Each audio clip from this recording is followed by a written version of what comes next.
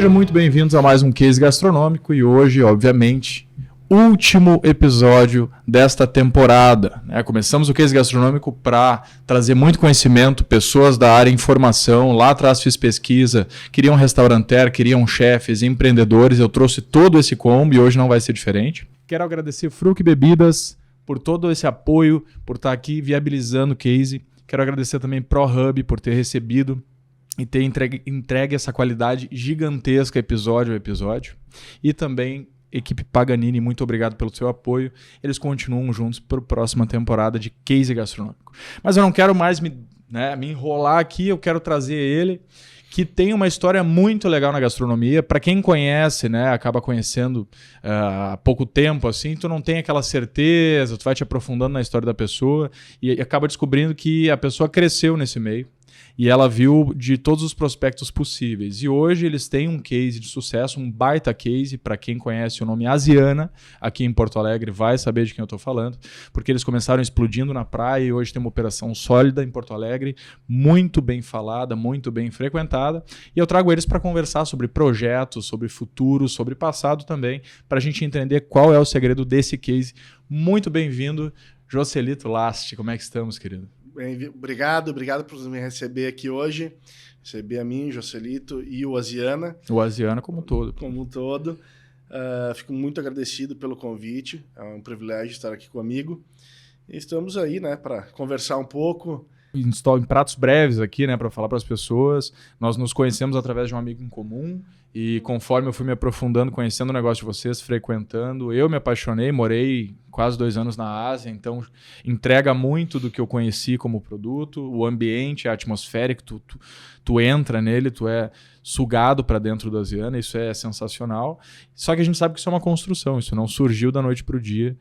Então eu queria primeiro saber assim, Elito, como é que funcionou essa transição até chegar no Asiana, de onde é que isso vem, por onde tu passou, conta um pouco desse case, porque eles começam bem antes, do nome que a gente realmente conhece. Sim, com certeza, tudo é uma caminhada, então de muitos acertos, muitos erros, e a gente vem trilhando esse caminho faz algum tempo. Eu trabalho no meio de restaurantes desde criança, mais de 20 anos. Nasci no meio de restaurante.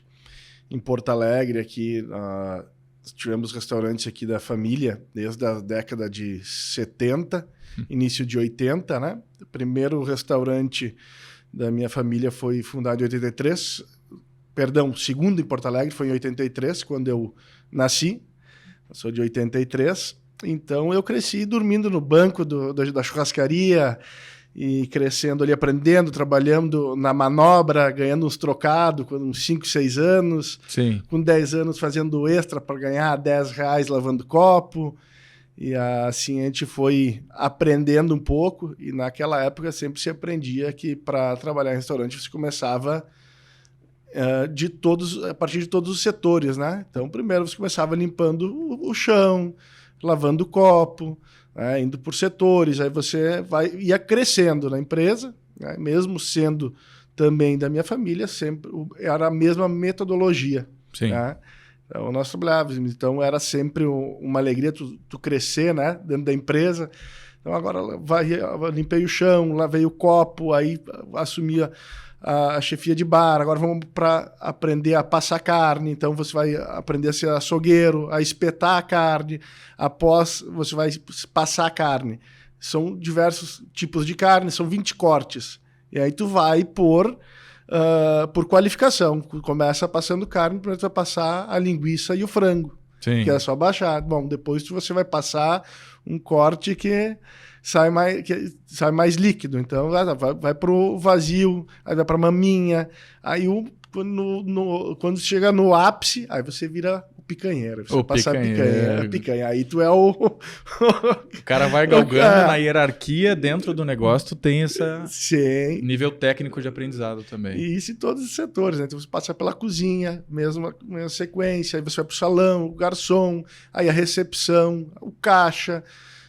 Então, aí metria, aí gerência de salão, aí depois você peguei toda a parte do escritório, compras, armazenamento, Então, todas essas funções a gente trabalha desde muito cedo. Sim. Né? Eu, com 15 anos, já ficava no caixa à noite e de dia cuidava da parte toda de compras.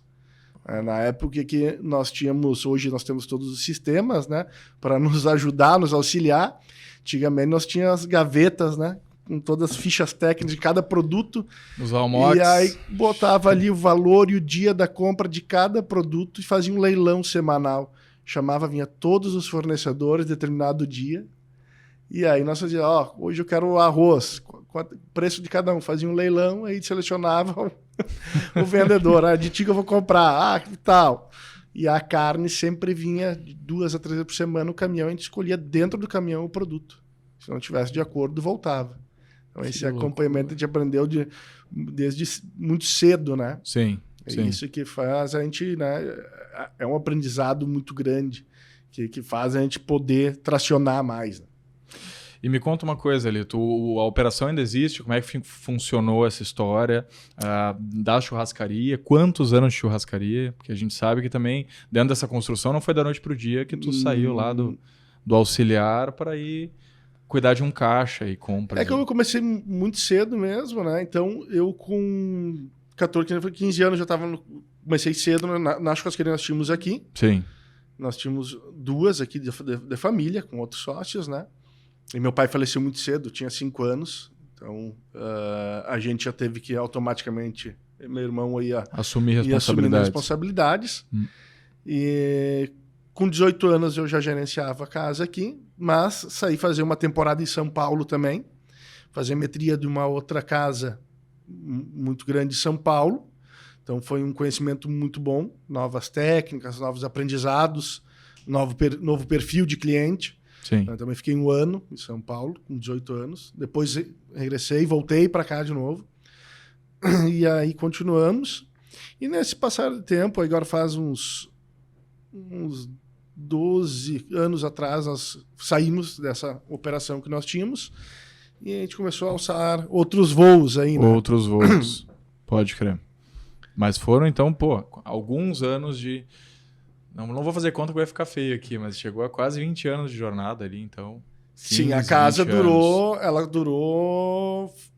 mais de 30, ainda fechou agora há pouco tempo atrás, ainda pandemia, depois da pandemia, e abriu outra operação já no local, mas foi mais de 30 anos. Foi mais de 30 anos. Bastante história. Sim. Bastante história. Mas já que tu citou pandemia, cara... É um assunto que eu gosto de levantar porque quando a gente fala de case, a gente conversa muito também não dos negócios que cresceram ou né, surgiram, mas também que sobreviveram, né? Porque foi um divisor de águas ali, manobras, como é que tu faz, como é que tu... Vou dar mais fôlego, sendo que foi um setor bem afetado. Entre todos, como é que tu faz home office de comida? Tava bem complicado isso aí, como é que foi para vocês? Então, o que acontece? Durante a pandemia, o Asiana surgiu no meio da pandemia. Então, foi no verão de 2020 para 2021. A pandemia estourou em março de 2019. Foi deixa eu me lembrar aqui, 19 para 20. Foi 19 para 20. 19 para 20. Dezembro de 19 surgiu o Asiana. Sim. Tinha uma operação que finalizou em Porto Alegre e a gente uniu um time muito bacana e tínhamos disponível pessoas, né? E foi ofertado um ponto na praia de Xangri-Lá para nós. Nós reunimos o nosso time, fomos fazer uma visita técnica, achamos muito interessante. No primeiro dia que a gente olhou, a gente decidiu, nós vamos fazer o negócio aqui, vamos montar um restaurante. E aí começou a jornada do Asiana. Aí surgiu o nome, a gente começou a fazer a construção da casa. Muitas pessoas dizendo que nós éramos loucos, né? Porque no meio da pandemia, você empreendendo num setor no qual foi praticamente mais afetado, né, no país. Sim. Porque... tinha lockdown total, tinha lugares que tinha horário até às 20 horas, podia trabalhar, tinha dias que podia, dias que não. E a grande incerteza, né, de quanto tempo ia durar, como é que ia ser. Sim. Mas a gente viu uma grande oportunidade, nós estávamos com belo de um produto na mão e com pessoas capacitadas para fazer. E nós decidimos, nós vamos apostar. Porque acredito que é nesses momentos, às vezes, de crise, onde é que surgem as melhores oportunidades. E se a gente não se arrisca, né, a gente não sabe qual é o resultado que pode ser. Não adianta a gente esperar ficar muito cômodo, né? Tudo favorável, porque aí vai ter muitas pessoas querendo, né? Sim. Mar bons não faz bom marinheiro. Né? Então, a gente arriscou, apostou e deu muito certo. O Oasiana foi um sucesso tremendo. Naquela primeira temporada, nós conseguimos trabalhar até dia 20 de fevereiro, onde é que deu depois o lockdown total. Sim. Porque na praia ainda estava liberado até as 22 horas, né?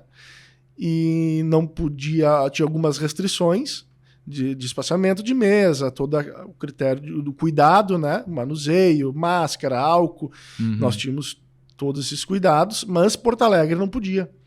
Então, muitas pessoas nem no condomínio, né, podiam circular aqui na capital, e muitos foram para a praia, porque lá, pelo menos, a pessoa tinha uma casa no condomínio, podia circular na praia, Sim. tinha um pouco mais de liberdade, não estava tão travado como aqui em Porto Alegre. Sim. E isso para nós foi muito bom. Né? O movimento intenso na praia nos proporcionou um sucesso tremendo. Nós conseguimos validar o nosso produto. Para ver, ele deu muito certo. Na praia é sempre um cardápio reduzido, até pela demanda.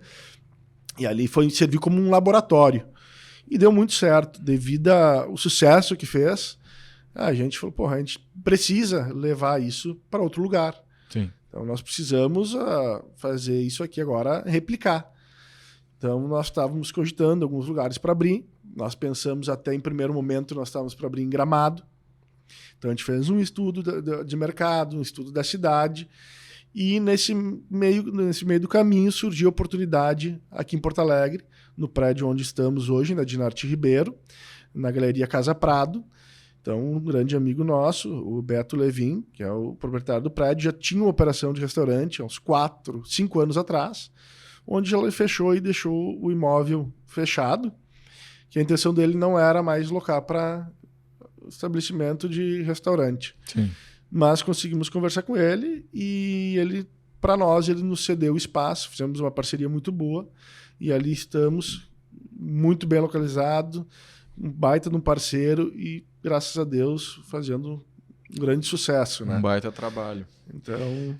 Cara, analisando assim, e foi bem aquele final de ano, falando de pandemia, falando de negócio e tal, que deu aquela virada fatídica lá, com horror de gente nas praias. Eu acho que depois do lockdown foi o primeiro que, entre aspas, estava liberado, e aí se passaram um pouco, que foi o que gerou o lockdown de fevereiro depois, um alto aumento da dissipação da doença, enfim.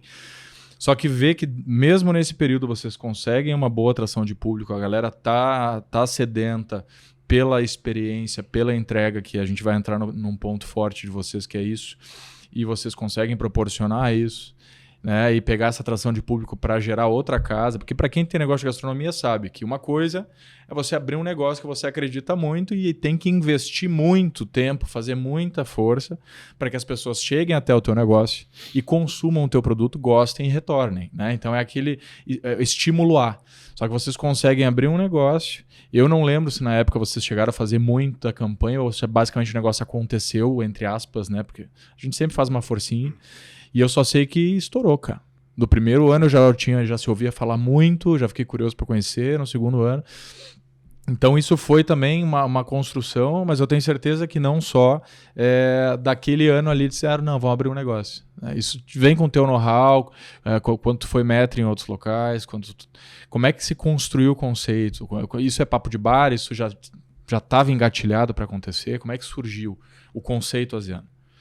Pois é, então como já havia um restaurante que tinha mais ou menos as bases, né, do Oasiana, que era 100% tailandês, então a gente pegou mais ou menos a fórmula desse restaurante, né? Utilizamos tudo que há de bom, as pessoas, o produto que tinha nesse case e fizemos uma releitura adaptando coisas novas, né? Um modelo de gestão novo, com belo de um produto que já tinha, unimos pessoas bacanas e conseguimos fazer esse negócio de sucesso. No primeiro momento, a gente não fez muita divulgação, não trabalhamos para expor muito o negócio. Abrimos com calma. Para rodar, para ver como é que era, mas explodiu. Explodiu porque a gente viu que a gente levou um produto diferente, uma qualidade de atendimento, de percepção do cliente, um cuidado, um conforto, né? Que até que no litoral está começando a se desenvolver agora nos anos para cá. Eu até vejo que assim, pós-Asiana mudou o mercado da praia. Sim. Antes era um estilo de entrega. Sim. Após a Asiana mudou. Então, acho que nós somos um divisor de água Subiu no litoral. Subiu. Né? Coisa boa. Então, porque a gente gera mais oportunidade para as pessoas conhecerem. A praia ela tem um potencial gigante porque a gente fala de um público que é do estado todo, né, com potencial de compra naquele período para desfrutar das férias. Sim. Então, a gente fez uma entrega que não havia na praia, eu vejo isso. Então, é bacana a gente via os parceiros, o pessoal em volta. Pô, é muito bacana ver o parceiro de vocês, né? Desde parece uma orquestra funcionando. Só que isso demanda um esforço gigantesco. Hoje a gente tem uma complexidade muito grande de demanda de trabalho. A gente praticamente não consegue colaboradores no litoral. Sim. Então, a gente tem desde alojamento, tem todo esse preparo, treinamento aqui, leva as pessoas para lá. Então, faz esse período. Então, é bem complexo, não é fácil. Sim, sim. Mas... Isso eu escuto de várias pessoas que têm operação no litoral, é que tu não consegue estruturar a tempo, né, uma equipe local, então tu acaba tendo que treina uma equipe daqui ou de outro lugar que seja, leva, faz a temporada, aloja esse pessoal, tudo mais, depois traz de volta. Como é que tá essa questão de consumo para daqui um pouco viabilizar um Asiana o ano todo? Tu acredita nisso? Como é que tá essa questão? Olha, esse é um desejo que nós temos, né? Falando de litoral, De né? litoral. A Asiana na praia seria um sonho que nós temos, mantê-lo aberto durante o ano todo. Nem que equalizasse e funcionasse, né? Para mantê-lo aberto, porque até assim, a casa está montada, está pronta lá. Sim. Agora, para operar, a gente vai lá, revisa todo o equipamento, faz as limpezas e bota a equipe trabalhar. A casa está pronta, montada. Então, além de estar todo o investimento parado lá durante 9 meses. Sim, né? sim. Só que ainda a praia, o litoral, ele vem ampliando cada ano mais frequentadores, mais moradores durante o ano. Tem algumas operações que ficam abertas durante o ano, mais fim de semana, mas com a nossa cozinha complexa, do jeito que ela para a gente ter toda uma equipe para funcionar só, por exemplo, fim de semana, é muito complicado, o custo é muito elevado. Sim. Essa conta ela não fecha. Sim, e sim. Durante a semana, no momento ainda não tem demanda. Não justifica. Não justifica ainda. Sim. Acredito que os próximos anos aí com certeza vai ter. As cidades estão se estruturando, muita gente morar após a pandemia, muita gente foi morar no litoral. E a tendência é aumentar, porque tem uma qualidade de vida. Então é bem bacana, né? Então a gente diz lá, você sai passear com o cachorro 10 da noite na rua, tu tá tranquilo, né? Então um ar puro, não tem aquele movimento, aquela loucura que é aqui, mas eu acho que ainda vai um pouquinho. Ainda precisa de um tempo. Ainda precisa de um tempo e assim, como eu digo, tem restaurantes já abertos, vão bem, mas a gente não vê mais um no momento. Né? Acho que sim, para os que tem, acho que tá gerando legal. Tá? Tem uns que tem uma baixa, uma alta, mas eu acho que para o nosso fluxo que a gente necessita ainda não é o momento. Eu te pergunto até porque, para quem não sabe, essas operações grandes de temporada, né? Vocês pagam aluguel o ano inteiro. O ano inteiro. E vocês vão usufruir isso ali 4 meses, mais ou menos, que é a alta... 3 meses. 3 meses é 3 meses. Então a gente tem locação desde o restaurante o ano inteiro, locação de alojamentos o ano inteiro. Né? Então é um custo bem grande que envolve, né, a operação. Sim. Então a gente tem que se dedicar muito, tem que dar muito certo, porque senão não paga. Não fecha a conta. Não fecha a conta. Não fecha a conta. Isso é outro ponto que tu fala também, que eu reparo, para quem conhece, quem não conhece, inclusive fica a dica, é que vocês trazem tudo, porque não adianta eu querer falar em sopas tailandesas, em massas, em noodles, em arroz, e não usar o terroir deles, né? Então eu vejo que vocês são muito primorosos nisso, cara. Você tem que usar um tamarindo, vem de lá, tu tem que usar um leite de coco que vocês produzem na casa, mas tem milhares de coisas que vocês trazem de lá. As tahines, as pastas, os óleos, as pimentas no geral. E isso tudo onera de alguma forma, porque, querendo ou não, o setor ele é uma coisa muito... A gente até estava conversando sobre isso antes. Custo, né? O custo médio de produto, enfim. Tu vai ter uma planilha cheia de campos para preencher e se esses campos não fecharem, lá no final do mês não fecha. Porque a galera, às vezes, muitas vezes, vou viver do meu sonho, vou largar tudo, vou abrir um restaurante, vou abrir uma cafeteria, vou abrir um... Mas se tu não tiver um estudo de investimento, uma projeção de capital, um entendimento de margem de produto, cara, pode ser lindo, maravilhoso, tu pode ser expert no que tu fizer. Vai ser a maior frustração da tua vida. Vai ser a maior frustração. Eu já quebrei, né, cara? Eu não tenho vergonha de dizer, eu já quebrei. Algumas vezes. E eu acho que é um caminho pro cara aprender e o que não fazer, principalmente. Então, porra... Vou abrir um negócio, primeiramente, ele tem condições de se pagar, que nem a última entrevista, a entrevista do Matheus do Quero, e o cara fala, a gente foi abrir uma cafeteria em Teutônia, e aí a gente virou pro avô do Felipe lá e fala, cara, a gente vai abrir uma cafeteria, vai vender café em máquina italiana. Ele olhou, vocês vão pagar aluguel de máquina vendendo café, vocês são malucos. Porque qual o conceito tinha? R$2, R$3 um copo de café no interior, adoçadinho, na térmica, uma marca, né, popular ali, tu quer botar um café diferente, com uma prensa diferente, né? Tudo isso requer investimento e requer atração, né? Sim. Então, se tu vai abrir um negócio, tu precisa desse estudo. Mas eu sei que vocês têm planos ambiciosos, até porque a marca, ela permite isso, né? Eu enxergo muito vocês em vários pontos estratégicos, até no país, assim, falando, porque o asiático, ele se disseminou, ele se difundiu muito, a questão do asiático frio, comida japonesa e tal, mas o asiático quente, ele é um pouco mais específico, só que ele agrada tanto quanto, cara. Sim. Eu sou eu sou apaixonado, arroz frito. É que a gente fala em asiático, hoje as pessoas vêm à mente o sushi, né? Que é o que foi mais disseminado no Brasil, mas é o que é menos consumido. Se pegar toda a Ásia, é o que menos se consome, né? É o menos se consome, porque é específicas regiões, né? Então, essa é a ideia do Asiana também, a princípio, que a ideia era só para ser tailandês.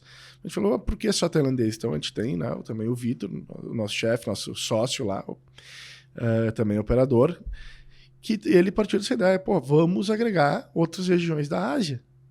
Então, isso foi bem bacana. A gente fez uma pesquisa no mercado. Até então, no Brasil, não se tinha, né, essa junção, que nem hoje a gente trabalha lá com pratos Laos, Malásia, Vietnã.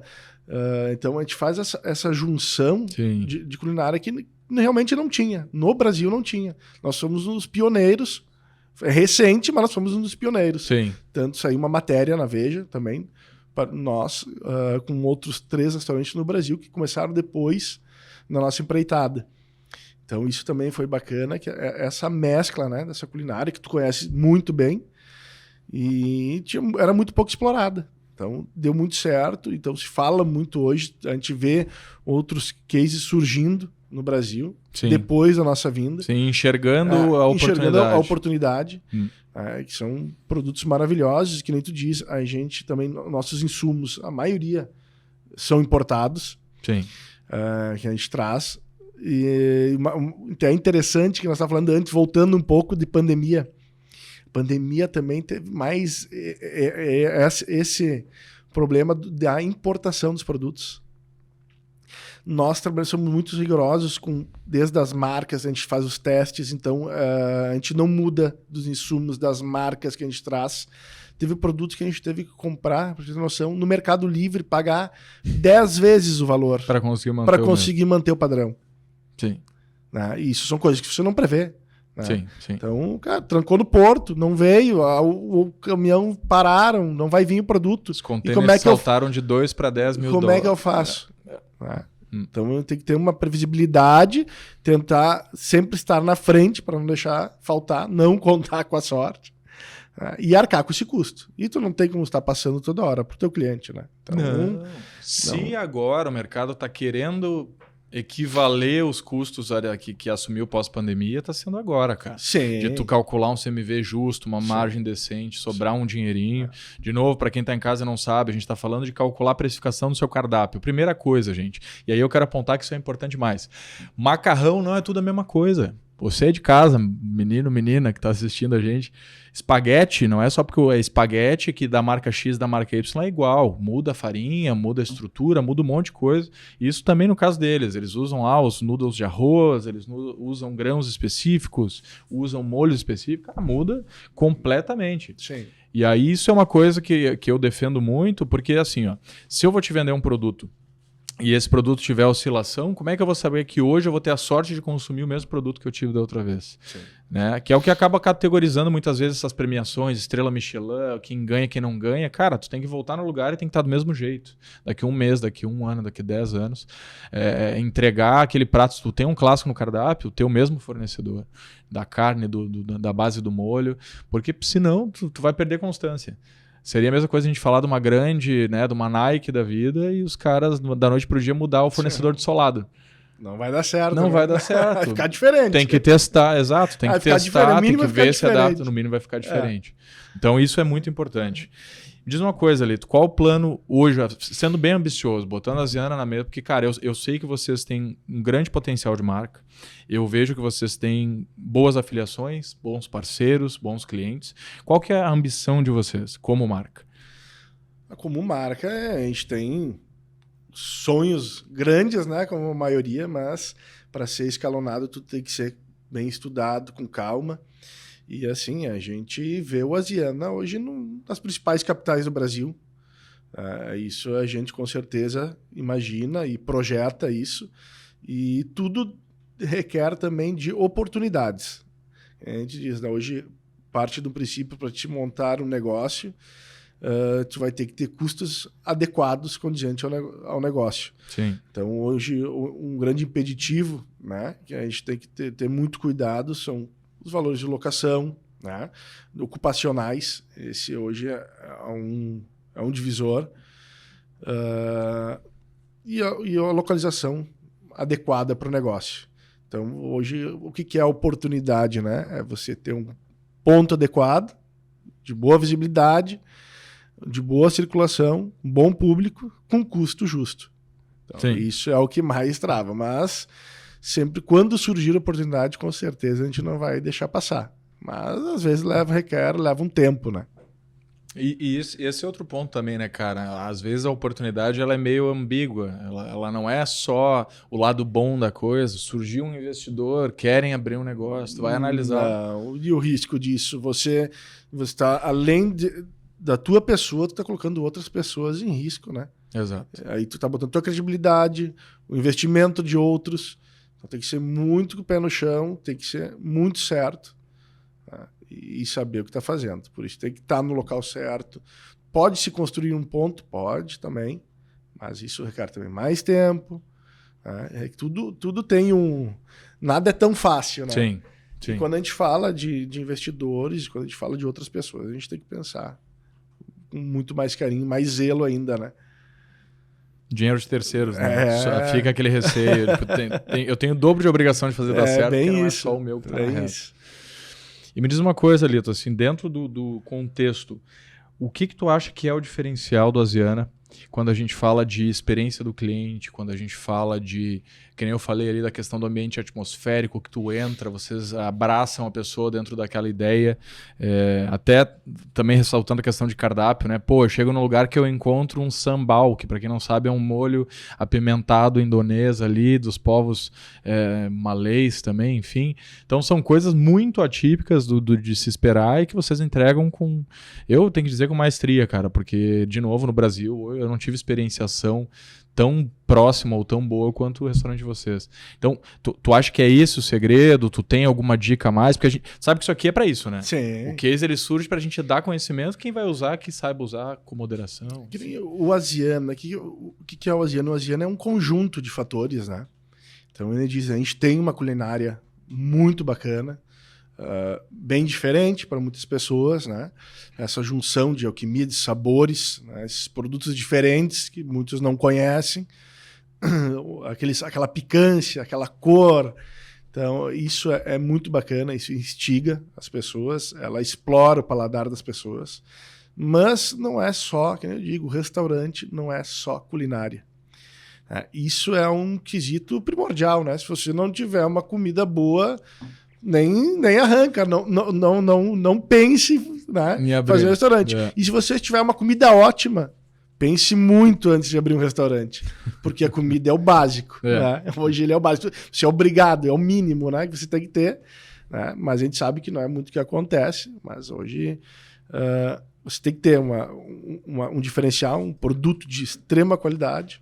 Né? Tu sabes muito bem. Só que tem todo aquele conjunto. Hoje tu pega o Asiana Porto Alegre, hoje nós temos praticamente são 4 salões diferentes. São 5 ambientes, 6 ambientes. Nós temos assim... Então, cada salão... Tem cliente que chega, janta num salão e nem sabia que tinha mais outros 2 salões na casa. Então, outro dia ele vem e está num outro salão. Então, essa experiência é muito bacana. Nós temos a Cozinha Show, que é uma experiência que os clientes entram no salão, o nosso salão principal. São capacidade para 90 pessoas, 190, a gente já fez evento para 110 nesse salão. Então o cliente está acompanhando o que está acontecendo na cozinha. Eu acho que isso é uma experiência muito bacana. Na praia nós temos, além da cozinha ser aberta ao público, ela vai para a calçada.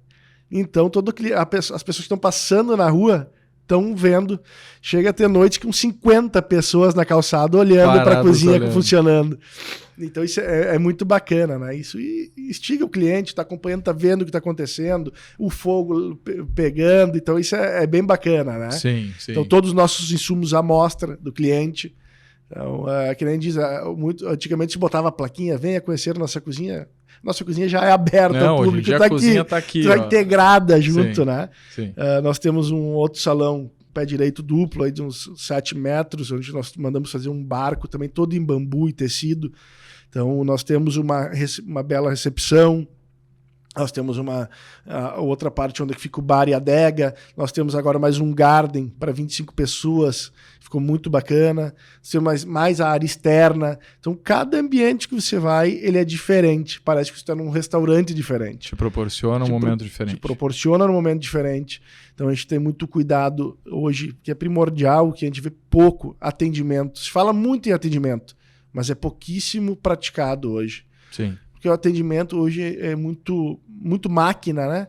Então, só que a gente está vendo que está voltando. As pessoas precisam, ainda mais pós-pandemia, elas precisam desse carinho, desse contato.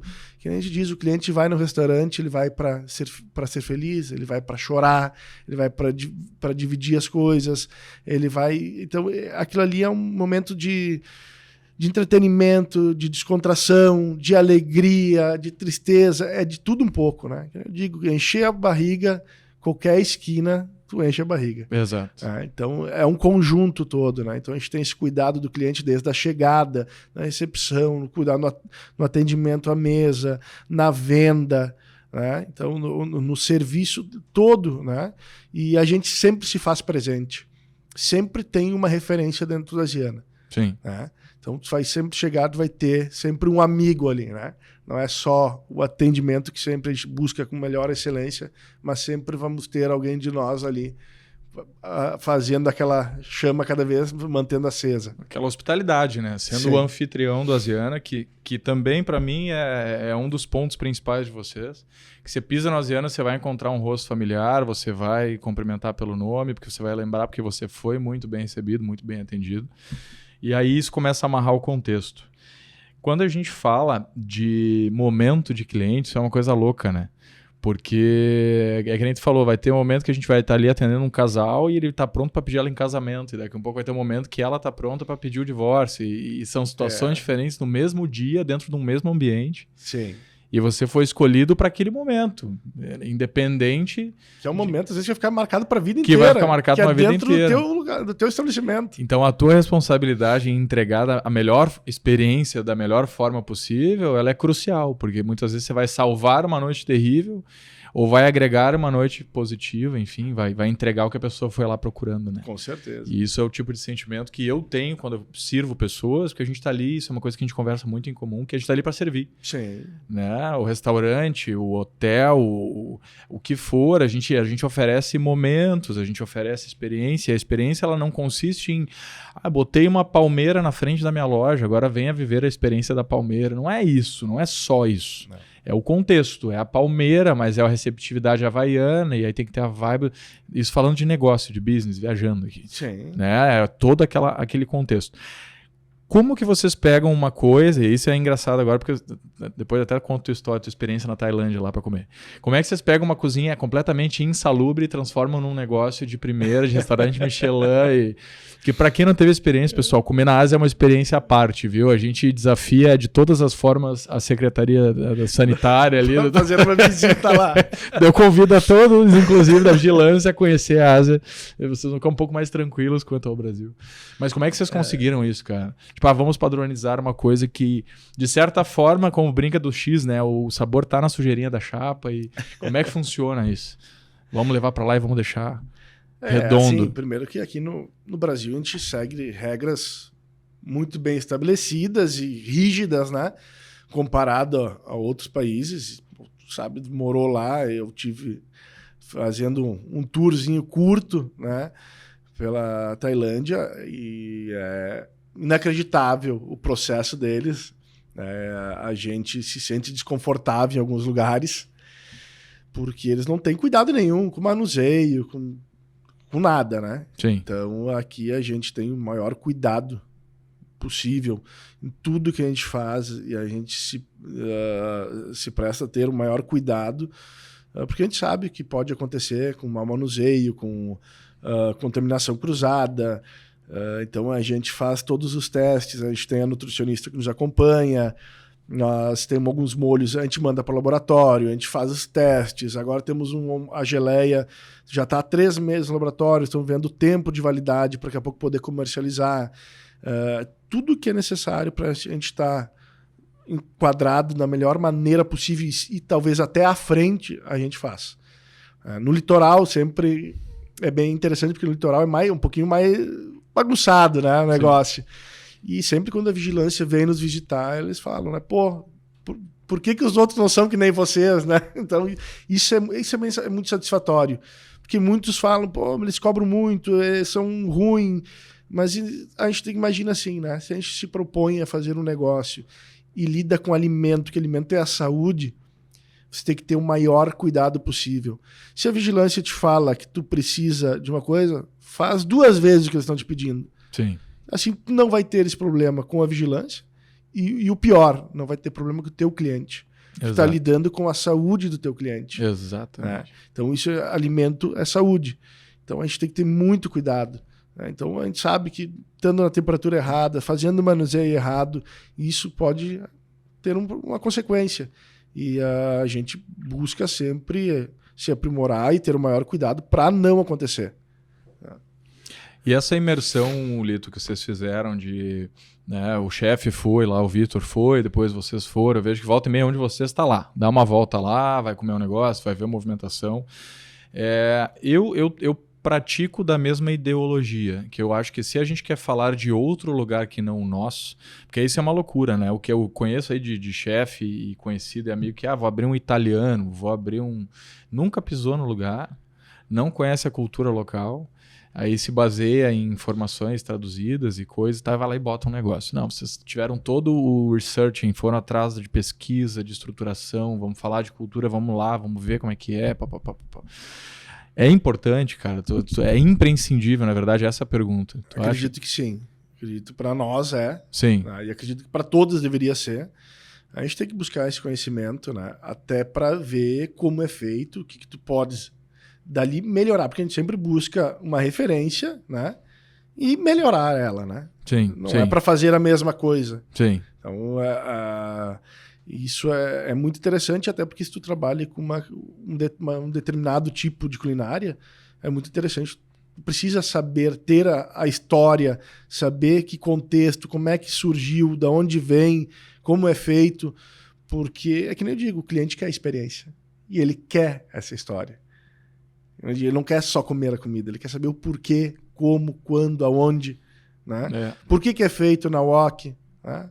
É um método milenar que é cozinhado, por quê, como é feito, como é que era antes, não tinha, era com carvão. Então, isso tudo tem que ter essa base, porque como é que você vai se propor a entregar um produto que tu não sabe a história dele? Exatamente. Isso é muito importante. Com certeza a gente não sabe pouco e nada, mas o mínimo tu tem que ter conhecimento. Exatamente. Tu tem que ter o conhecimento, o mínimo que for, né? E ter essa vivência para saber passar ela um pouquinho para o cliente. Né?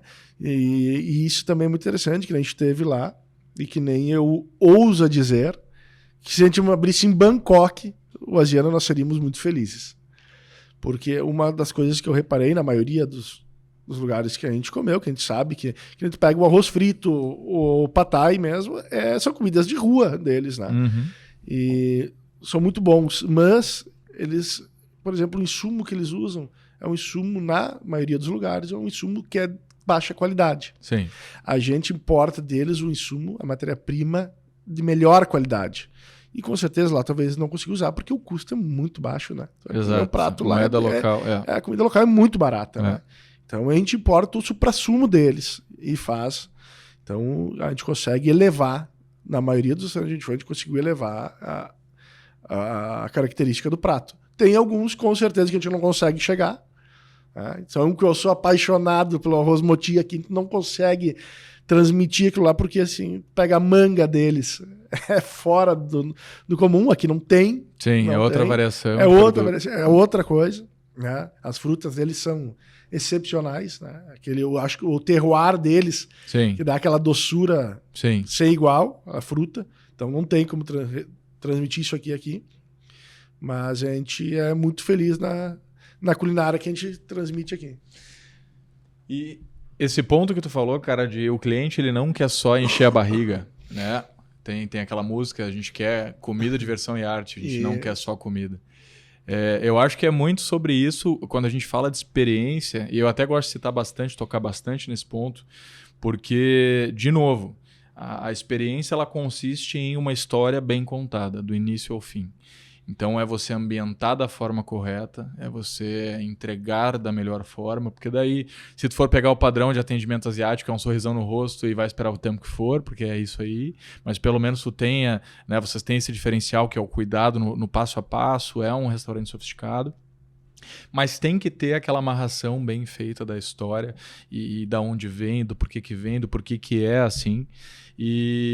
Só que tem um ponto que a gente não consegue fugir, que é a latinização do cardápio. A gente adaptar ao paladar latino e dar uma sigla. O brasileiro, inclusive, da América Latina, é o que menos consome pimenta. Sim. A gente tem um consumo mais retraído. Então, como é que também esse estudo se abriu, se largou o produto, sentiu o feedback, está muito segura? Como é que funcionou isso para vocês? Porque isso é uma dificuldade que até hoje eu tenho também. Tá? Quando a gente já começou, a gente começou bem reduzido na pimenta, né? Sim. Porque hoje você vai comer... Eu fui comer em diversos lugares lá, na Tailândia, um arroz frito, em poucos lugares eu consegui comer. Sim. Porque o nível de picância, pro meu paladar, é extremo. Sim. Não tem como. E a gente não tem como transmitir isso para cá. Dentro disso, o paladar nosso não é ainda adaptável para esse nível de pimenta. Então vamos dizer que é um terço de pimenta que a gente usa do que realmente utilizam lá, né? Mas não tem como, a gente tem que adaptar sim, senão não vira um produto vendável. Né? Sim. E a gente precisa que agrade o maior número de pessoas. É que nem diz, né? Não adianta a gente fazer comida... eu gosto, acho maravilhosa a minha comida, mas o teu cliente gosta, acha maravilhosa a tua comida? Senão a gente vai cair num problema aí que nós vamos se alimentar bem, vamos ficar satisfeitos, mas sem cliente. Sem cliente e sem pagar as contas. Sem pagar as contas, e o negócio não vai existir. Então a gente tem que fazer essa releitura, porque para ela virar comercial, né? Sim. O produto tem que ser comercial. Cara, quando eu analiso assim, o mercado brasileiro, isso até é também uma dúvida que eu tenho, que daqui a um pouco tu consiga me ajudar. Eu vejo muito que quando a gente nicha, a gente precisa primeiro estudar o nicho social de consumo, depois a gente vai estudar o produto e depois a gente vai estudar a região. Como é que funciona para ti que já trabalhou e já teve ali com churrascaria, né, perfis diferentes de negócio, como é que vocês praticam esse estudo de público? Eu vou garimpar, eu estou abrindo um negócio na Dinarte Ribeiro. Então agora eu tenho que entender o Moinhos, eu tenho que entender o público que consome ali, procura ajuda profissional, vai por tino de vocês, pesquisa. Como é que funciona esse estudo de mercado? Hoje mais a gente vai também muito pelo tino comercial nosso, né? E pelas pesquisas que nós fizemos. E entendendo que, nem eu digo, né? A gente fala, primeiro, concorrente, eu acho que não existe, né? São todos parceiros de negócios. E a gente vê hoje quais são os restaurantes que as pessoas frequentam, qual o nicho. A gente não vê por nicho, a gente vê por valor de consumo. Né? Qual é os restaurantes que praticam o ticket médio que eu pretendo praticar? Sim. Esse, em cima desse público que a gente trabalha. Né? Primeiro a gente define o produto, após define o valor a ser imputado, né? O ticket médio, e aí nós vamos chegar ao público que nós desejamos. Então, com o público, daí nós vamos buscar a localização, né? Para trabalhar em cima desse público. E que nem a gente não trabalha também, que nem a gente falou, restaurante asiático, tailandês, mas a gente tem a característica assim, da Ásia, mas a gente faz uma mescla, né, mais ocidental. Que nem, eu brinco também, né, tudo é um conjunto. Que nem eu digo, a gente não toca música asiática no restaurante. Né? Sim. A gente toca músicas variadas, a gente faz as playlists nossas, onde todas as noites tem cliente que me pergunta qual é a playlist. Porque a gente tem o cuidado que aquela música tem que cair bem no ouvido do cliente para aquele momento, para a refeição. Então, tudo tem o momento certo, a música certa, o aroma certo, né? Tudo é um conjunto, é uma mescla, né? Sim. Então, a gente não se apega assim, nós vamos montar um restaurante asiático, vai ser 100% característico asiático. Não, porque aí você vai nichar demais, você vai restringir demais, e a gente não pode. Sim. A gente tem que ampliar o leque para poder movimentar. Então, que nem a gente diz, ainda mais Porto Alegre. Porto Alegre é um mercado bem difícil. Né? A gente pega, a semana estava fazendo um estudo, Porto Alegre, nos últimos censo do IBGE 2010 para até agora 2023, nós tivemos uma queda na população de quase 5,5% nos últimos 13 anos. E vamos ver quantos negócios no nosso ramo surgiram nesses últimos 13 anos. Nós estamos com negócios assim, a gente almeja, deve estar mais ou menos 4 vezes maior o mercado, né? Mais negócios, com negócios bacanas, mas a população teve uma retração. Sim. Então você tem que abrir o leque para poder concorrer, para poder estar no páreo, senão você não vai conseguir se manter. Né? Sim. Sim, isso é uma coisa perceptível mesmo, cara. Tu chega num Asiana, ele te dá toda aquela sensação de um hotel intercontinental, uma coisa... ele não te restringe 100% aquele... Né, porque vai na Ásia, tu tem os restaurantes familiares que são, cara, pequenos, geralmente muito característicos, umas plaquinhas pintadas na parede, uma musiquinha, tem um tocando, é aquilo... E a gente conhece em Porto Alegre, inclusive, tem alguns clássicos, Descendo a 24, lá embaixo na Oswaldo Aranha, e tu vai ver, eles são muito específicos, muito nichados e acabam parando no tempo, porque tu não consegue... Mas é que a gente tem que acompanhar, né, o que o cliente quer. Sim.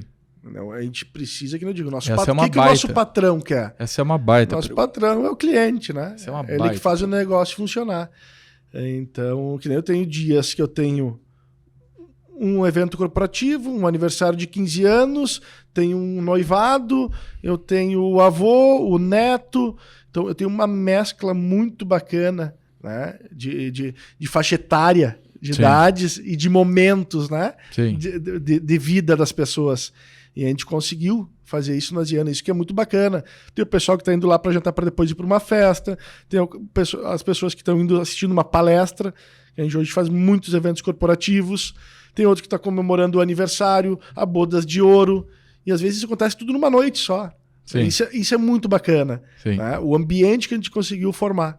E são poucos hoje que conseguem ter essa mescla de faixa etárias, de momentos de comemoração. Então é para isso que a gente trabalha cada vez mais, para ir a ter um produto que agrade um leque cada vez maior.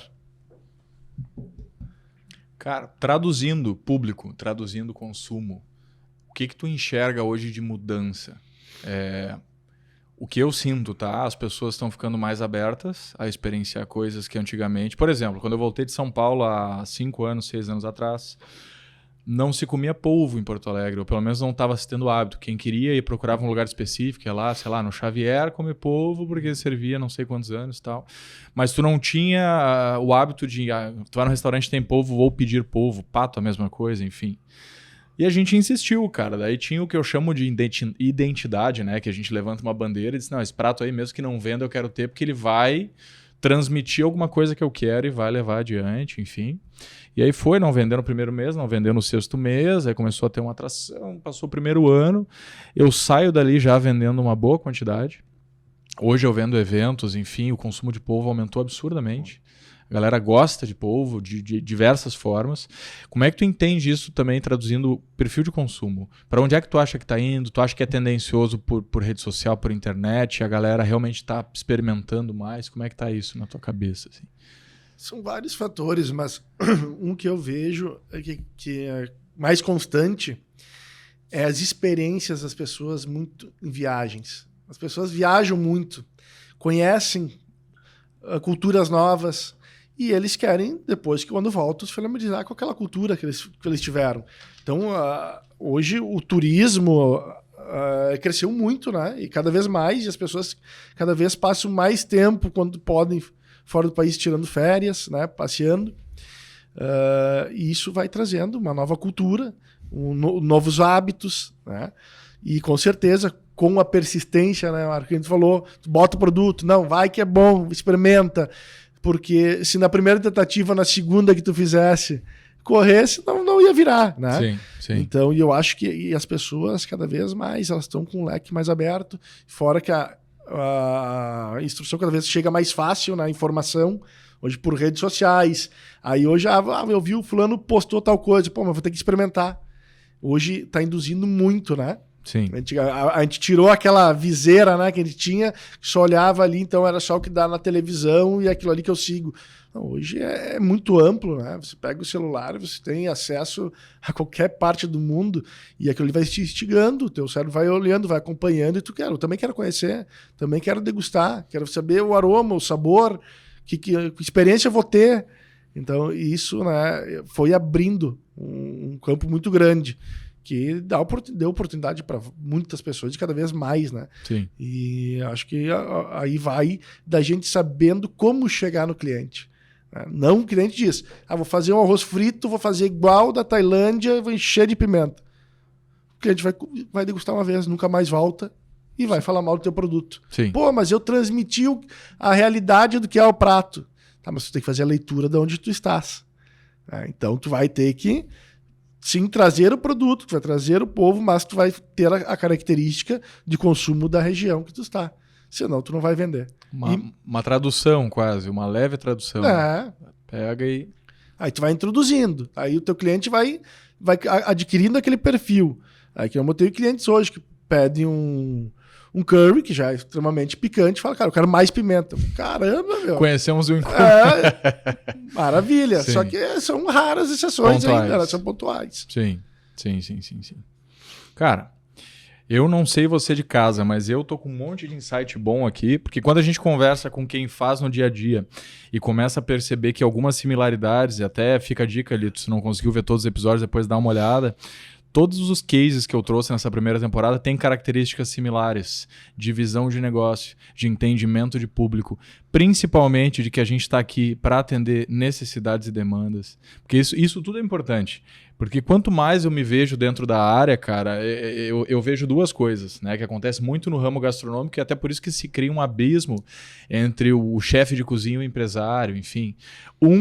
Quer viver a demagogia lá, o sonho de defender levantar uma bandeira e defender algum ideal e tal, independente de custos e sabe? Não tô nem para as contas, eu quero defender uma ideia. O outro começa a ver pelo outro lado. Eu botei um negócio, automaticamente eu estou botando um dinheiro, esse dinheiro tem que ter um retorno, para esse dinheiro se pagar, para quem sabe eu ter algum lucro e assim por diante. E aí eu começo a ver que se ambos os lados não entendem que um depende do outro e eles precisam conversar, e aí entra a questão da tradução, né, vamos conversar e tal, fica quase que inviável, cara. E é uma das maiores frustrações na área hoje. Porque eu vou falar, por exemplo, lá, vocês fecharam muito bem porque um dos sócios é o chefe de cozinha, mas que também aprende com vocês o entendimento de preciso criar coisas que vendam. Sim. Eu não vou viver só aqui para trazer o nível 7, a Scorpion Spice, e vou botar ali, o cara vai querer comer, vai ter um cliente a cada 100, cada 1000 que vai dizer, eu quero provar esse negócio. Num geral, tu tem que vender coisas, só que também sem perder a essência. Sim, com certeza. Porque tu vai no asiático, tu sente a essência da comida asiática. Não é eu vou lá, eu vou comer algo e vou dizer, nossa, isso aqui é completamente diferente, mas se vende por. Né? Não vou nem falar nome de redes aí que vendem em shopping e tal, comida asiática, que não é aquilo ali. Mas você vende como? Agora não, vocês executam uma receita da forma correta, usam o wok em fogão de alta pressão, tostam o arroz, tostam a massa, a base do molho é bem desenvolvida, então tu vê toda a característica necessária, só que tem que adaptar. Sim. A gente tem que atender uma demanda, porque, de novo, é os patrões que tu falou, né? É o nosso cliente. O nosso Eles cliente, que pagam a cara. conta, senão a gente está todos desempregados. O nosso cliente, até porque, Lito, quando tu sai de casa, vamos lá, poucos os momentos que a gente tem de lazer, que nem tu tava me comentando que tirou o feriado para dar uma descansada e tal. Tem investimento pior do que uma frustração gastronômica, cara? Pá, não, acabou teu dia. Tu vai sair... Acabou às vezes tua semana. Tu organizou a família para aquele dia tu comer em família, porque não é sempre que a gente consegue, aí tu vai lá, senta num restaurante, é mal atendido, o ambiente é ruim por N maneiras, a acústica é ruim, a temperatura é ruim, o que for. A comida, por mais ok, às vezes não salva. Chega no final da experiência, tu ainda tem alguma surpresa, sempre tem alguma surpresa. Então, quando a gente fala de consumo de cliente, a gente tem que ser muito claro que a gente está ali para eles. Esse é o primeiro ponto. Sem dúvida. Isso não quer dizer sempre que o cliente tem razão. Não. Porque isso vai entrar em outro quesito. Aí é outra... É outra história. Sim. Porque conhecendo a tua equipe ali, eu tenho certeza que se faltar o respeito, a educação, o que for, com qualquer um, vocês vão ter uma postura do tipo assim, não, me desculpa, mas aqui isso não vai ser tolerado. Com certeza. Vamos prezar a família, né? Sem a dúvida. equipe, a staff, enfim. Agora, no mais, o que se consome, quando e como... A gente está ali presente e sempre disponível e para fazer o melhor do que nós nos propomos. Exatamente. O que nós propomos?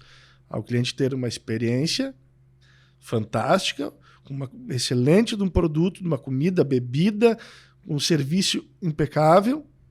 Nós também somos falhos, com certeza. Né? A gente não acerta sempre, isso acontece, isso é natural em qualquer negócio. Mas quando a gente erra, a gente tenta ao máximo reverter. Sim. Às vezes o reverter lhe reverbera melhor do que fazer o serviço bem feito. Sim. Porque o cliente vê o teu esforço, o teu empenho para... Cara, eu errei, mas, cara, fazer isso por ti, ou, cara, tentar reverter, vale muito mais, às vezes, que até fazer o serviço normal. Sim. Às vezes tu fideliza um cliente revertendo uma situação. Sim. Porque o cliente vê realmente o valor que tu dá para o cliente. Exato. Porque hoje em dia, para te ganhar um cliente não é fácil, mas para te perder é muito rápido.